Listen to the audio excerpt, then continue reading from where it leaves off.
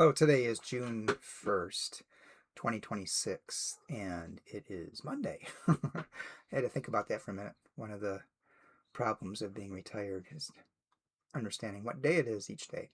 Anyway, I did find something today that struck me, and I want to talk about it a little bit. And it's from the Center for Action and Contemplation, Richard Rohr's organization. And while it is a specifically Christian text, I think there's a lot any of us can glean from it.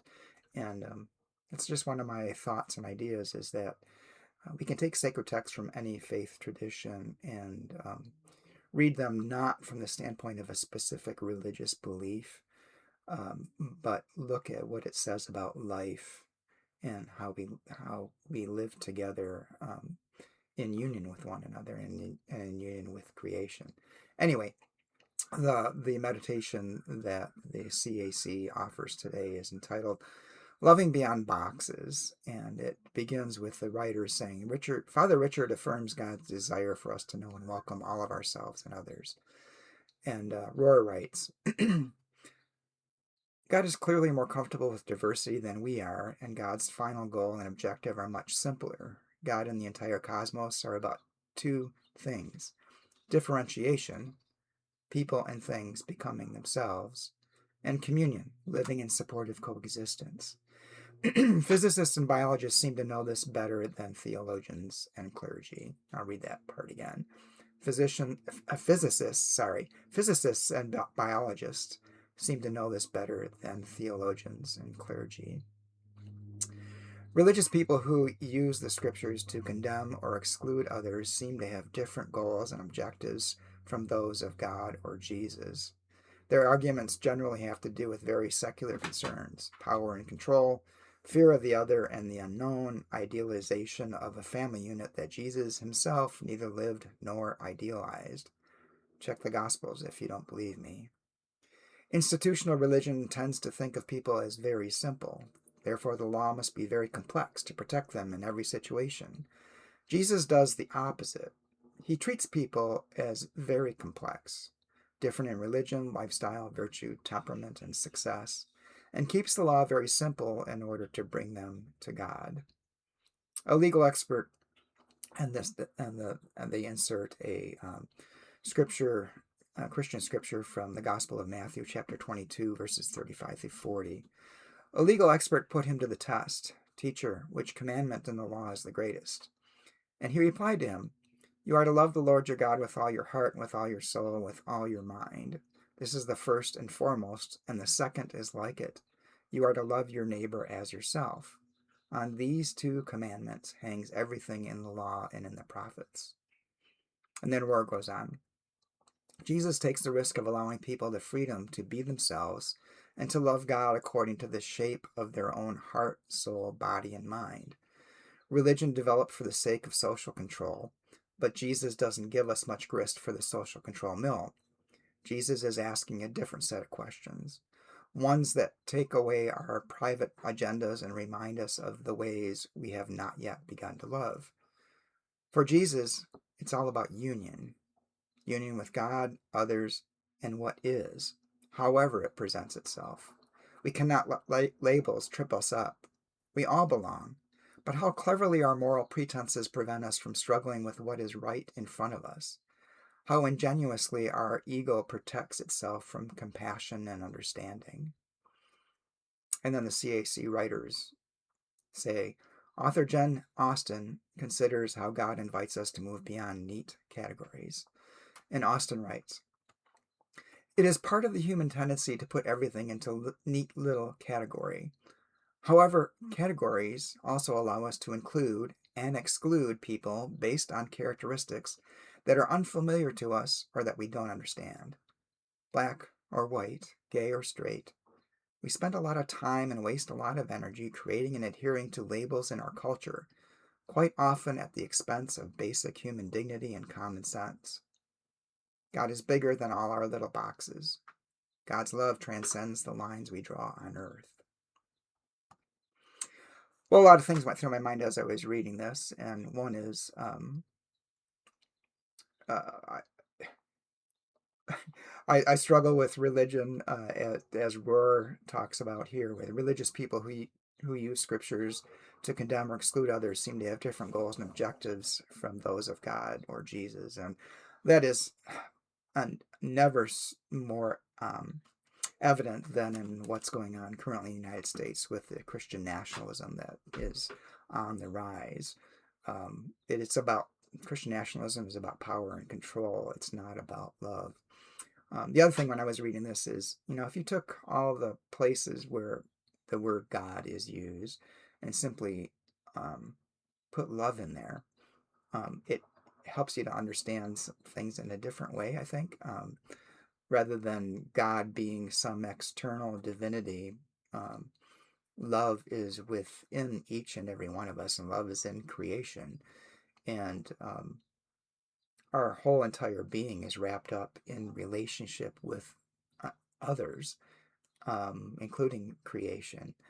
And one thought I've had is perhaps God is actually relationship.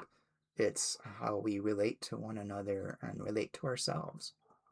Um, and I'm just throwing up some random thoughts that came to my mind, not any particular order or connection to one another. And the other thing is the scripture that they mentioned, Matthew 22, verses 35 through 40, um, talking about loving God with your entire being and being the first commandment. And the second is related to it, which is love your neighbor as yourself. Um, and that on those two commandments, everything else in the law and the prophets hangs on that. And my understanding was when I was working as a Christian minister is that if you're not interpreting the law, um, the scriptures, law and the prophets, which for Jesus and at that time would have been the Jewish scriptures, or what Christians often call the Old Testament. If you're not interpreting those laws or those concerns through the lens of loving God, being love with your entire being, and loving your neighbor as yourself, you're not interpreting them correctly. If it's not about love, you're not following, you're not really understanding it in the correct way. um the other thing that struck me is the second part about you are to love your neighbor as yourself. And other in another story, when Jesus is asked by a religious authority, who is my neighbor, trying to justify themselves, thinking that neighbors are only those who share the same religious beliefs. Jesus provides the story of the Good Samaritan. And in his time and place, Samaritans were like the antithesis of Jews. And yet, in that story, the Samaritan cares for a man, a Jew, someone unlike him, who is beaten and robbed by robbers and left to die. And yet he cares for him, cares for that person, and provides for continuing care for that person until that person is well enough to go on. Um, and to be a neighbor is to have compassion and empathy towards someone else. It's to be love. It's to be in relationship with others who are not like you, um, who you may be afraid of or been taught to fear by your society. So, um, and I liked what Austin talked about, how there's a human tendency to put things in nice little categories, but categories include and exclude people based on characteristics that we don't understand or are unfamiliar to us.